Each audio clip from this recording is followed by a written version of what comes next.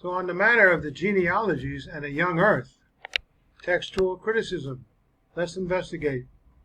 The grammatical, lexical dictionaries and contextual considerations, who, what, why, where, when, and to whom, all argue incontrovertibly, or at the least strongly, for a tight genealogy. This leaves only two possibilities open. Firstly, that there is a direct contradiction between Genesis 11:13 and Luke 30:35 and 36, or secondly, that there is a textual error in the text which is the basis of our English versions. The first possibility challenges this writer's presupposition of infallible verbal inspiration, so naturally he turns initially to examine the state of the text on which the English versions are based. There are three major recensions of the original text of Genesis: the Masoretic text, the Samaritan Pentateuch, and the Proto-Septuagint.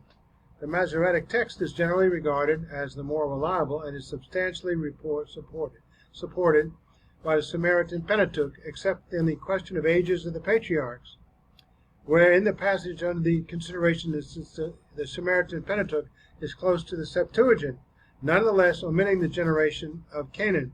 There is thus a confused situation, but this is not surprising in the light of the Bible's own testimony as to the casual attitudes towards this transmission of the text. Well, let's go back and look at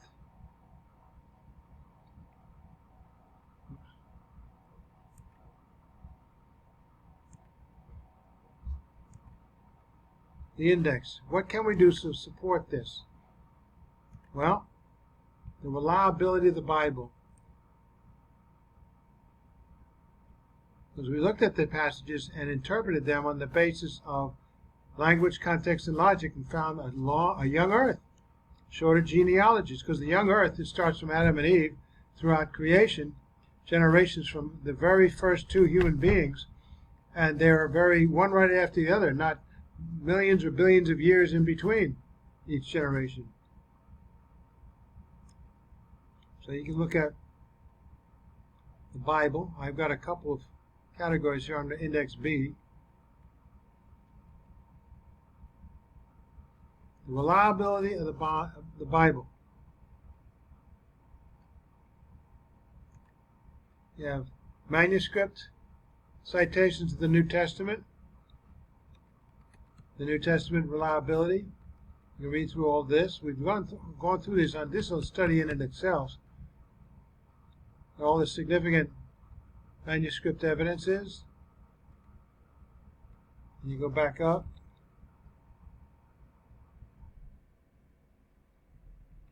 Come on down. I don't have an index. I didn't do an index on this study. This is a big, long study. All these testimonies, documents. For example, Marobar Serapion, a Syrian, wrote to his son Serapion sometime between the last first and early 3rd centuries. The letter contains an apparent reference to Jesus when he says, "What advantage did the Athenians gain from putting Socrates to death?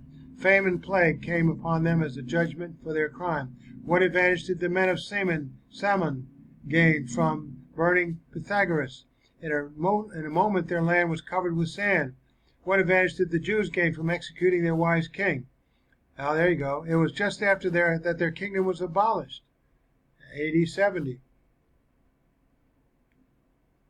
All these little documents that support the accuracy of the Bible.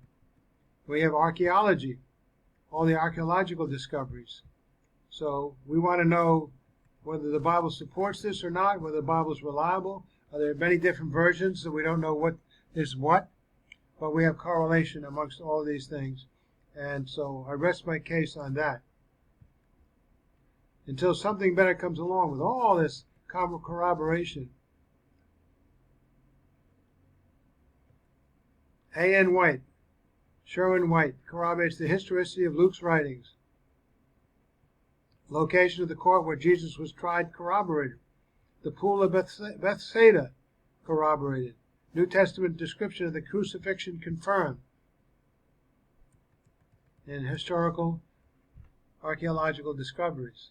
All this archaeology. So you want to take a look and get really confident in the Word, the book that you rely upon. We have the same thing in the Old Testament, the transmission of it. So get busy, back up what you're saying. I've already gone over this.